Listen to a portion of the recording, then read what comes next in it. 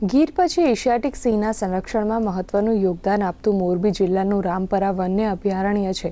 અહીં Asiatic lion, જીનપુલ સહિત ચિત્તલ, સાંબર અને અન્ય વન્ય પ્રાણીઓના બ્રીડિંગ સેન્ટર વિકસી રહ્યા છે.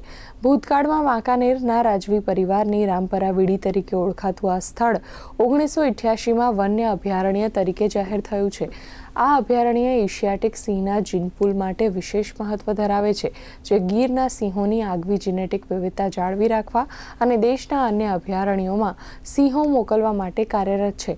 વર્ષ 2017થી 31 ચોરસ કિલોમીટર વિસ્તાર ઇકો સેન્સિટિવ ઝોન કરાયો છે.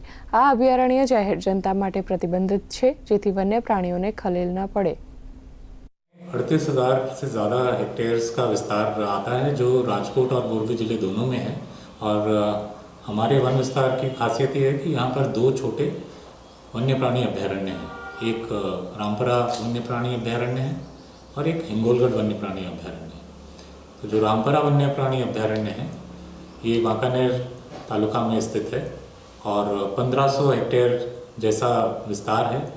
1988 में इस अभयारण्य का जाहिरनामा आया था और उसके बाद से इस पूरे विस्तार को यहाँ की जैव विविधता के विषय से संरक्षित किया जाता है और इसको जितना भी विस्तार का वन्य प्राणियों से लगत कामगिरी है, जो इसकी रहठान सुधारना की कामगिरी है, विस्तार की भूमि भेद संरक्षण की कामगिरी है, वो सतत चालू है.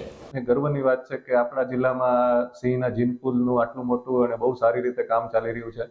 જ્યાં સિંહ જો કોઈ એવી ઘટના બને કે જેના કારણે કોઈ ગીરમાં કે પોરબંદરમાં કોઈ એવો રોગ આવે અને સિંહની પોપ્યુલેશનને કોઈ એમાં પોપ્યુલેશન ઓછી થઈ જાય, તો તે માટે આ રામપરામાં સિંહનું જીનપુલ કરવામાં આવેલું હતું. અને એ જીનપુલમાં સામાન્ય રીતે 20થી 25 સિંહ તો ઘણીવાર ત્યાં હોય જ છે. અને જીનપુલ સક્સેસફુલી થયું છે અને વિશ્વ લેવલે પણ એક સારી વાત છે કે એશિયાટિક લાયન માટેનું આ જીનપુલ આપણા જિલ્લામાં રામપરામાં આટલું સક્સેસફુલી ચાલી રહ્યું છે.